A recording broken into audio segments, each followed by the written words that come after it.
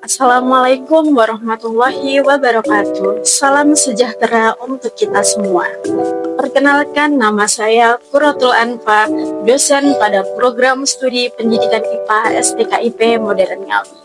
Video ini saya buat untuk memenuhi persyaratan diri saya dalam unjuk kerja Tridharma Perguruan Tinggi atau disebut PDD UKT-PT tahun 2025. Fokus utama video ini adalah menjelaskan penjabaran dan implementasi rencana pembelajaran semester atau RPS pada mata kuliah strategi pembelajaran IPA yang saya ampu, yang meliputi 3 aspek, yaitu J. Delivery, I. Interaction, and A. Assessment. Delivery atau penyampaian pengajaran yang saya gunakan diantaranya menggunakan contoh konkret atau analogi, memanfaatkan visualisasi menggunakan media presentasi, serta menjelaskan dengan bahasa sederhana. Adapun interaction atau interaksi yang saya bangun dengan mahasiswa menggunakan metode pembelajaran diskusi dengan tujuan mahasiswa mampu mengonstruksi pemahamannya sendiri secara kritis. Saya memberikan pertanyaan kepada mahasiswa, lalu mahasiswa menjawab dan menanggapi, dan sebaliknya. Saya pun memberi penguatan atas jawaban dan pertanyaan mahasiswa agar mahasiswa termotivasi mengikuti pembelajaran. Selain itu, saya juga menerapkan berbagai strategi pembelajaran yang inovatif yang dapat disesuaikan dengan karakteristik mahasiswa dan materi yang hendak saya ajarkan.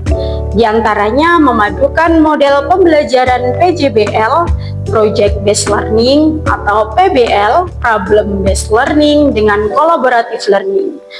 Kuliah yang saya ampu umumnya lebih sering menggunakan metode pembelajaran diskusi, baik secara klasikal ataupun kolaboratif.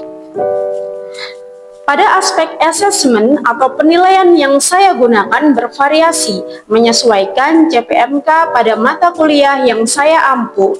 Saya menggunakan instrumen penilaian sikap, paper and pencil test, lembar penilaian unjuk kerja berupa lembar penilaian laporan observasi di sekolah, lembar penilaian presentasi, dan lain-lain, serta penilaian produk berupa lembar penilaian pembuatan poster dan penyusunan modul ajar. Mata kuliah strategi pembelajaran IPA adalah mata kuliah wajib semester 4 dengan rumpun mata kuliah keahlian proses pembelajaran dengan kode mata kuliah MKK PP 06 dengan bobot 3 SKS. Terdapat mata kuliah syarat untuk mengambil mata kuliah strategi pembelajaran ini, yakni mahasiswa harus sudah selesai menempuh mata kuliah belajar dan pembelajaran. Secara garis besar, mata kuliah ini mengkaji berbagai aspek teoritis dan praktis terkait strategi pembelajaran IPA.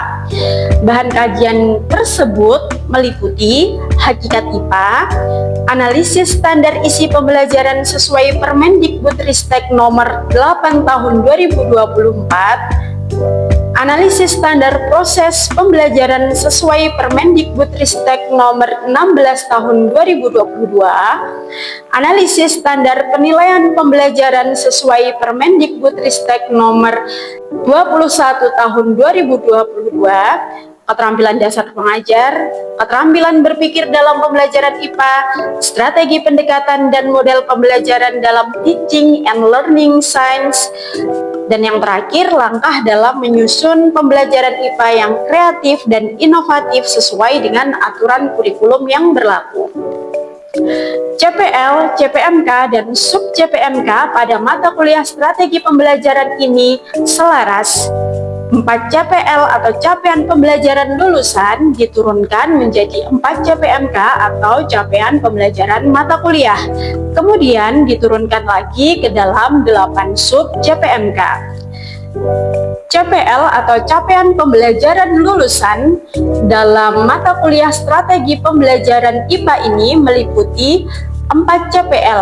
Yang pertama, CPL S1 mampu mendemonstrasikan sikap ilmiah, kritis, dan inovatif dalam pembelajaran integrated science, kegiatan laboratorium, dan tugas profesionalnya. CPL P3 mampu mendemonstrasikan pengetahuan pedagogik tentang merancang, melaksanakan, dan mengevaluasi pembelajaran IPA terpadu. CPL KU2 mampu membuat keputusan berdasarkan data atau informasi dalam rangka menyelesaikan tugas yang menjadi tanggung jawabnya dan mengevaluasi kinerja yang telah dilakukan. CPL KK1 mampu merancang, melaksanakan, dan mengevaluasi pembelajaran IPA dengan memanfaatkan ICT.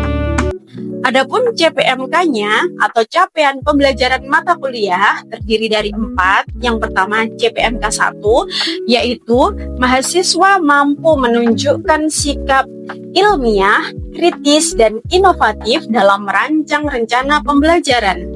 CPMK 2, mahasiswa mampu menguasai pengetahuan faktual, prosedural, dan metakognitif terkait penyusunan bahan rencana pembelajaran IPA.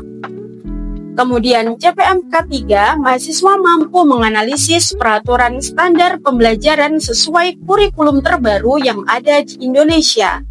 Kemudian CPMK 4, mahasiswa mampu mendesain dan merancang perencanaan pembelajaran IPA berdasarkan hasil telaah standar pembelajaran sesuai kurikulum terbaru yang ada di Indonesia. Dari CPMK tersebut lalu diturunkan ke dalam 8 sub CPMK. Yang pertama sub CPMK 1, mahasiswa mampu memaparkan hakikat IPA dan proses-proses ilmiah pembelajaran IPA yang mengacu pada capaian tertentu dalam kurikulum.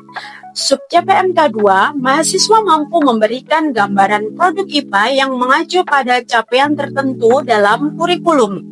Sub CPMK 3, mahasiswa mampu menganalisis standar isi pembelajaran IPA, standar proses pembelajaran IPA, dan standar penilaian pembelajaran IPA menurut kurikulum di Indonesia. Sub CPMK 4, mahasiswa mampu menganalisis pengetahuan pedagogik berdasarkan keterampilan dasar mengajar. Sub CPMK 5, mahasiswa mampu merancang berbagai pendekatan dan model pembelajaran IPA. Sub CPMK 6, mahasiswa mampu menganalisis jenis-jenis keterampilan berpikir pada pembelajaran IPA yang meliputi kritis, kreatif, dan strategi berpikir. Sub CPMK 7, mahasiswa mampu menerapkan langkah-langkah merancang pembelajaran IPA yang kreatif dan inovatif, serta mampu menyusun rencana pembelajaran IPA yang inovatif. Sub CPMK 8, mahasiswa mampu menyusun rencana pelaksanaan pembelajaran dan atau modul ajar IPA secara ilmiah, kritis, dan inovatif untuk diterapkan ke SMP atau fase D. Referensi atau pustaka yang digunakan pada mata kuliah strategi pembelajaran IPA terbagi menjadi 2, yakni referensi utama dan referensi pendukung. Salah satunya untuk referensi utama saya menggunakan buku yang saya tulis berkolaborasi dengan rekan sejawat saya.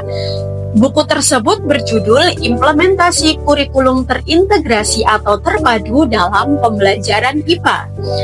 Kemudian untuk referensi pendukung, beberapa saya menggunakan artikel yang telah saya tulis berkolaborasi dengan rekan sejawat saya juga dengan mahasiswa yang telah dimuat dalam jurnal-jurnal terakreditasi nasional atau SINTA. Penetapan nilai akhir pada mata kuliah strategi pembelajaran IPA meliputi nilai sikap 40% termasuk partisipasi dan kehadiran, nilai tugas 30%, UTS 10%, dan UAS 20%. Pada kesempatan kali ini, saya akan menyajikan video micro teaching saya yang mengambil salah satu materi pada mata kuliah strategi pembelajaran IPA, yakni materi hakikat IPA, yang dipelajari pada pertemuan kedua. CPMK yang dipakai adalah mahasiswa mampu menguasai pengetahuan faktual, konseptual, prosedural, dan metakognitif terkait penyusunan bahan rencana pembelajaran IPA. CPMK tersebut diturunkan dari CPL 1. Kemudian pada sub CPMK-nya, mahasiswa mampu memberikan gambaran produk IPA yang mengacu pada capaian dalam kurikulum. Assalamualaikum warahmatullahi wabarakatuh.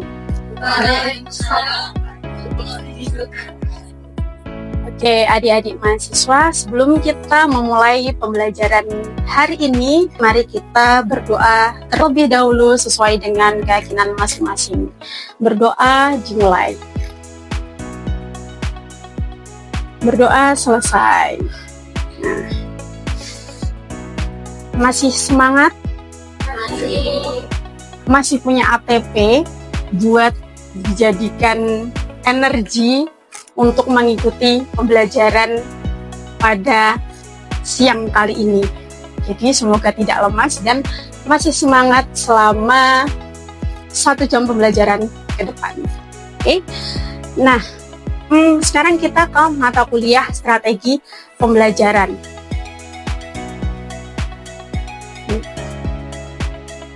Coba diperhatikan gambar apakah ini?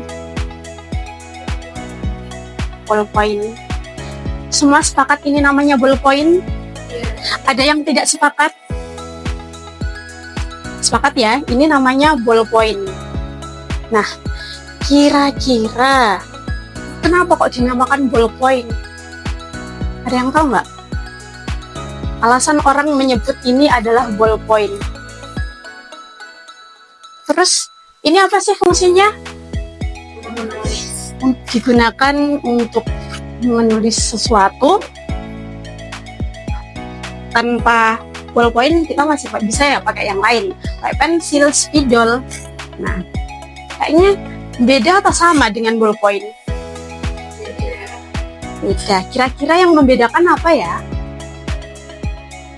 Nah, kira-kira ketika kita pakai ballpoint, ya, ada sesuatu nggak di dalamnya? Ada komponen nggak yang mendukung ballpoint tersebut bisa membantu kita untuk menggoreskan sesuatu? Nah, ada komponen apa di dalam situ? Ada yang tahu? Ada pirnya di dalam. Ballpoint pilot. Semua tahu kan pilot? Nah, snowman. Kalau per kan yang ada jutekannya itu ya. Ini ada. Nah, ada bola kecil di ujung. Nah, di ujung ini. Kira-kira fungsinya apa bola kecil itu? Jadi, ternyata ballpoint itu punya konsep kalau dia punya bola kecil di ujungnya. Fungsi dari bola tersebut yaitu sebagai penahan udara agar udara itu tidak masuk ke dalam wadah tinta ya. Jadi apa? Tinta tetap tertahan dan keluarnya sedikit demi sedikit. Kemudian fungsi keduanya apa? Mempermudah gesekan dari ujung bola pada ballpoint itu ya, memindahkan tinta itu kan berputar. Kalian geser ke kanan, nah mengikuti ini arah yang gerak. Nah, itu punya 2 fungsi tersebut. Nah, coba kira-kira benda apa yang fungsinya sama dengan konsep tadi? Bisa jadi di sekitar kalian memakainya setiap pagi setelah mandi. Ya. Nah, deodoran roll on, ya kan? Konsepnya sama. Nah, jadi ketika menyebut kedua benda tersebut, dua benda tersebut itu punya konsep 2 itu. Selanjutnya, kita flashback dulu ke pekan kemarin, materi pekan kemarin ya, sebelum masuk ke materi utama. Masih ingatkah Anda apa itu hakikat IPA? Hakikat IPA ada 3. Harus ada apa dia? Yang pertama sikap ilmiah, ya toh. Terus proses ilmiah. Dan yang terakhir produk ilmiah. Nah, ini tadi sikap ilmiah bisa rasa ingin tahu, teliti, jujur, objektif. Kemudian kalau proses ilmiah mengidentifikasi, mengamati, merumuskan hipotesis, menganalisis, membuat sintesis, dan mengevaluasi, dan lain-lain. Kemudian yang terakhir, hakikat IPA itu punya body of knowledge. Jadi merupakan produk ya, atau penyusun dari pengetahuan. Kalau IPA ya ilmu pengetahuan alam. Ini tadi dinamakan body of knowledge. Nah, dia harus mempunyai unsur dari produk ini apa aja. Ada konsep, prinsip, hukum, sama teori. Dan masing-masing ini berbeda definisinya dan sudah pasti berbeda contohnya. Jadi, materi yang kita pelajari hari ini yakni terkait apa? Terkait IPA sebagai produk ilmu pengetahuan. Ini CPMK dan sub CPMK-nya, jadi capaian pembelajaran mata kuliah ya yang harus kalian ini kuasai. Nah, ini CPMK-nya diambil dari CPMK 2, yaitu mahasiswa mampu menguasai pengetahuan faktual, konseptual, prosedural, dan metakognitif terkait penyusunan bahan rencana pembelajaran. Kemudian diturunkan ke sub CPMK 2, mahasiswa mampu memberikan gambaran produk IPA yang mengacu pada capaian tertentu dalam kurikulum. Nah, di CPMK ini dikatakan kalian harus mampu menguasai pengetahuan faktual, konseptual, prosedural, dan metakognitif terkait penyusunan bahan rencana pembelajaran IPA. Jadi memang mata kuliah ini nanti ya kita sepakati di minggu kemarin di akhir kalian menghasilkan produk berupa apa? Modul A, modul ajar ya. Dan itu harus sesuai dengan apa? Nah, yang kita pelajari juga hari ini, kalian ketika menyusun sebuah modul ajar atau RPP ya, terserah ya bahasanya. Nah, itu harus apa? Kalian sesuaikan. Kalian benar-benar sudah mengkaji. Konsep dari misalnya konsep dari S itu seperti ini loh. Harus tepat. Konsep dari atau teori dari hukum Newton itu bunyinya seperti ini loh. Jadi mengandung konsep-konsep seperti ini loh.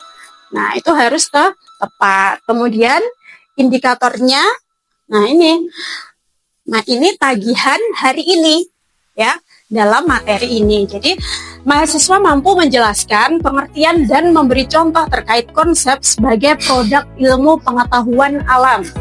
Mahasiswa mampu menjelaskan pengertian dan memberikan contoh terkait prinsip sebagai produk ilmu pengetahuan alam. Kemudian yang ketiga, mahasiswa mampu menjelaskan pengertian dan memberikan contoh terkait hukum sebagai produk ilmu pengetahuan alam. Dan yang terakhir, mahasiswa mampu menjelaskan pengertian dan memberikan contoh terkait teori sebagai produk ilmu pengetahuan alam. Jadi tadi produk itu apa aja kalian definisikan menurut pemahaman kalian ya, menggunakan bahasa kalian sendiri, bagaimana mudahnya untuk memahami masing-masing unsur dari produk ini, kemudian kalian contohkan. Ada pertanyaan? Mudah dipahami kan? Ya. Jadi nanti bisa kalian pelajari ya secara berkelompok. Nah, nanti saling berdiskusi dengan teman kelompoknya. Kalian cari contohnya, kemudian kalian breakdown dari contoh tersebut. Jadi kalian mengonstruksi ya dari contoh tersebut. Misalnya teori evolusi atau misalnya hukum tadi. Itu di breakdown kayak fakta, prinsip, konsepnya itu apa yang bekerja di situ, seperti itu. Kemudian nih kita refleksi sejenak, apakah saya menjelaskan dengan cukup jelas? Kemudian, apakah penjelasan saya terlalu cepat? Tidak ya. Nah, ini apa kesimpulan materi yang kita pelajari hari ini? Tadi, kalian belajar apa? Yang ini tadi? Hakikat IPA. Ya, terus yang selanjutnya adalah ya 4 produk IPA ya. Itu tadi apa yang pertama? Konsep, prinsip, hukum, dan teori. Oke.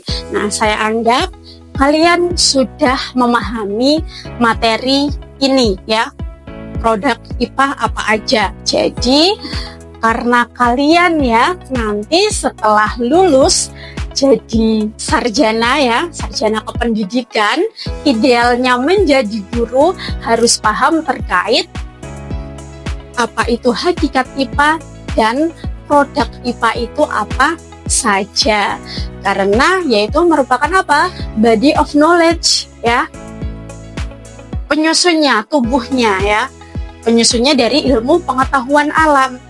Nah, jadi 4 hal tadi harus paham. Nah, karena ya nanti idealnya kalian jadi guru IPA ya, tidak akan jauh-jauh dari 4 hal tersebut ya lah.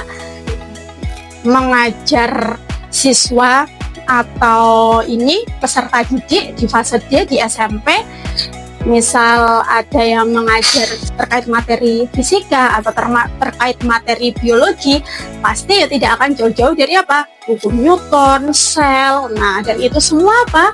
Misalkan di breakdown, pasti apa?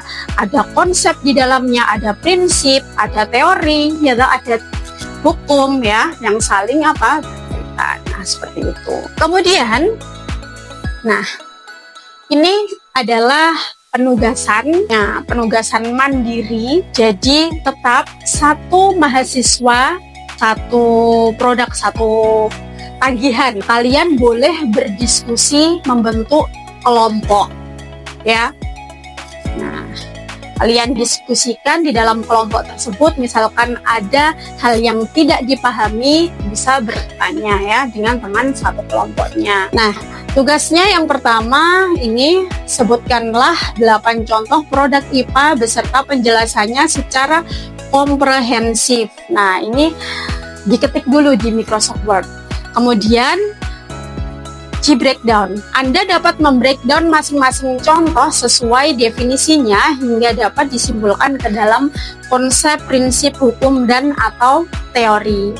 Ya. Kemudian kemas tugas Anda menjadi sebuah poster menggunakan aplikasi Canva dengan ukuran 100 cm x 100 cm. Nah, jangan lupa save as dalam bentuk JPEG dan PDF. Dan unggah ke e-learning STKIP Modern Ngawi melalui link dengan format file sebagai berikut. Nama mahasiswa, NIM, prodi, angkatan. Nah, ini sudah ada contohnya ya. Kalian nanti bisa membuat seperti ini. Ini lebih modern, kita bikin digital semuanya, jadi paperless. Pakai apa? Nah, ini pakai Canva ya sepertinya. Nah, ini pakai Canva. Nah, ini wah, ini kan bagus. Nah, ini